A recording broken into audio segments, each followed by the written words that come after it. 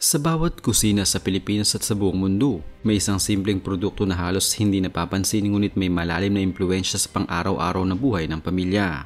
Ang Joy Dishwashing Liquid. Sa unang tingin, isa lamang itong likidong panlinis ng pinggan, ngunit sa masusing pagtingin, ang Joy ay simbolo ng kasanayan sa paglilinis, inobasyon sa produktong pangkusina at diskarte sa marketing na epektibo sa pag-impluwensya ng pamimili.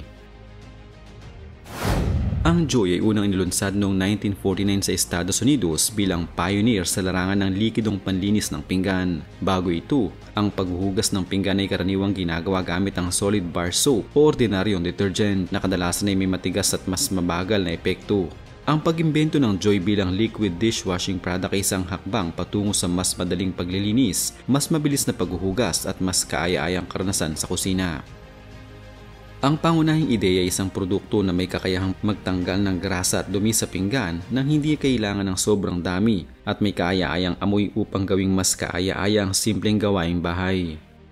Noong unang panahon, bahagi ng inobasyon ng Joy ang paggamit ng lemon scent na hindi lamang nagbibigay ng kaaya-ayang amoy kundi tumutulong ding magpakilala sa merkado bilang produkto na may freshness factor. Ang lemon scent ay naging isa sa mga pinaka-iconic na aspeto ng Joy at nakatulong sa brand recall kapag nalanghap ng consumer ang amoy ng lemon. Kadalasang naisip agad ang Joy. Ang packaging rin ng produkto mula sa malinaw na bote hanggang sa ergonomic na disenyo ay isang bahagi ng diskarte sa marketing sapagkat nagbibigay daan ito sa madaling paggamit at malinaw na nakikita sa istante ng tindahan. Sa loob ng dekada, ang Joy patuloy na nag-innovate hindi lamang sa formula kundi pati sa marketing. Isa sa pinakamahalagang elemento ng pag-angat ng brand ay ang celebrity endorsement, partikular na sa Pilipinas.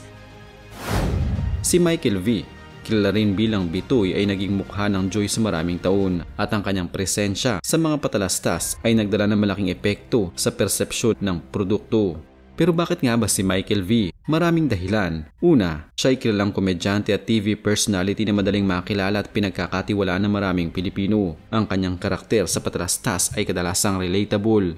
Isang ordinaryong tao na may sense of humor, may pagmamahal sa pamilya at nagmamalasakit sa araw-araw na gawain sa bahay. Ang paggamit ng humor sa mga Joy commercials ay nakatulong upang gawing mas engaging ang mensahe at mas madaling matandaan ng consumer.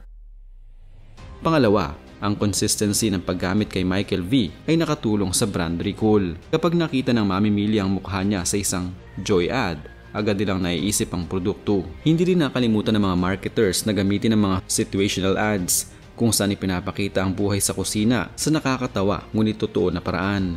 Halimbawa, ang eksenang nagpapakita ng mamimili na nahihirapan sa grasa ng pinggan at pagkatapos ay nakakita ng Joy na madaling naglilinis habang si Michael V ay nagko-comment sa komedya style. Ang ganitong uri ng storytelling ay nagbibigay ng emosyonal na koneksyon sa produkto na mas mahalaga kaysa sa simpleng pagpapakita ng technical na kakayahan ng sabon. Bagamat kilala ang Joy sa pagiging maaasahan, hindi ito nakaligtas sa ilang mga kontrobersiya at hamon sa merkado. Isa sa mga issue ay ang pricing. May mga consumer na nagreklamo sa mas mataas na presyo ng Joy kumpara sa ibang mga dishwashing liquids, lalo na sa mga generic o lokal na brands. Ang reaksyon ng mga mamimili sa social media ay nagpapakita na may segment ng merkado na naghahanap ng abot-kayang alternatibo at ito ay isang hamon para sa brand upang panatilihin ang loyalty ng mamimili habang nananatiling profitable. Iba pang hamon ay ang sustainability at environmental impact.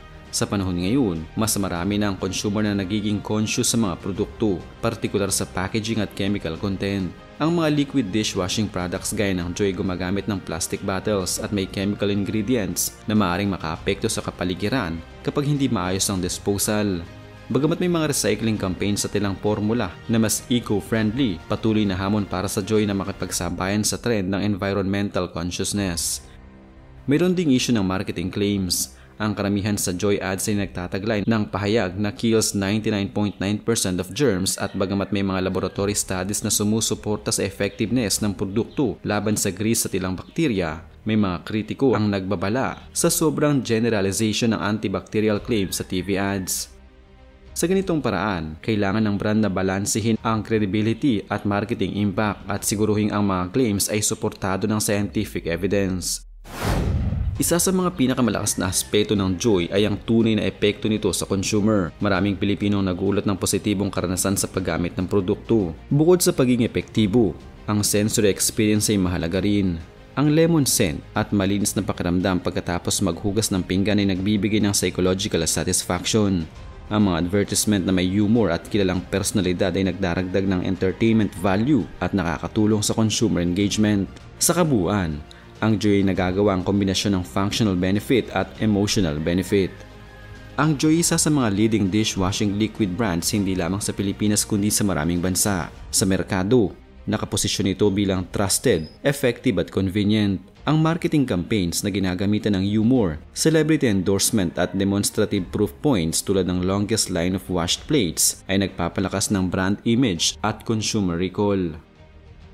Ang brand ay patuloy na nag-i-innovate sa packaging at formulation upang matugunan ang evolving consumer needs. Halimbawa, ang bagong formulation na Best Ever Joy ay nagtataglay ng mas malakas na kakayahan upang linisin ang maraming pinggan sa isang bote lamang na nagre-resulta sa mas efficient na paggamit.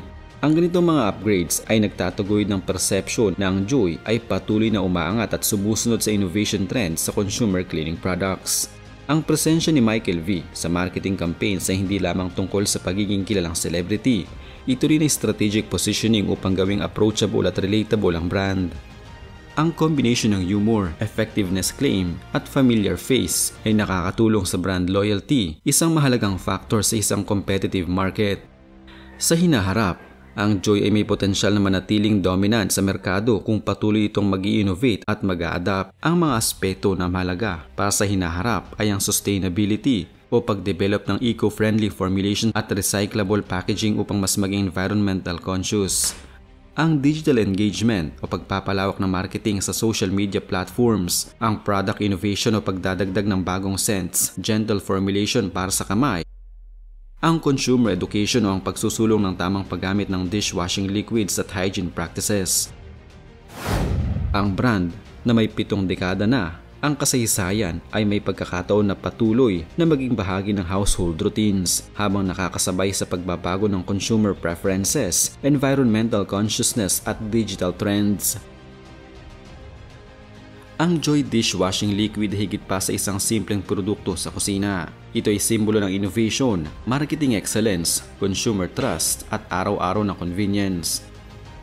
Mula sa pagkadiskubre nito bilang pioneer sa liquid dishwashing products sa paggamit ng celebrity endorsement hanggang sa pagharap sa mga pricing, environmental at marketing challenges, ang Joy ay nananatiling iconic. Ang mga testimonial mula sa consumers, ang humor at approachability ng mga commercials at ang patuloy na pag-improve ng mga formulation ay nagtataguyod ng reputasyon ng Joy bilang maasahang produkto. Ang kasikatan at pagpoposisyon nito sa merkado ay patunay na ang simpleng produkto ay may kakayahang makaapekto sa kultura at pang-araw-araw na pamumuhay. Ang Joy dishwashing liquid ay nagpapakita na kahit ang pinakasimpleng produkto sa kusina ay may kwento ng dedikasyon, inobasyon at impact sa buhay ng tao. Ang bawat bote hindi lamang naglilinis ng pinggan kundi nagdudulot ng convenience, satisfaction at tiwala sa mamimili. Sa bawat paghugas ng pinggan, hindi lang simpleng linis ang naidudulot ng Joy kundi isang maliit na bahagi ng kwento ng pagsusumikap, creativity at impact sa pamilya. Ang bote ng Joy sa estante ay simbolo ng maasahang partner sa kusina, patuloy ng tagumpay sa merkado at inspirasyon sa lahat na kahit sa simpleng gawain ay maaaring makakita ng halaga at kasiyahan. Sa ganitong paraan, ang Joy dishwashing liquid ay higit pa sa produkto. Ito'y bahagi ng pang-araw-araw na buhay at kwento ng modernong pamumuhay.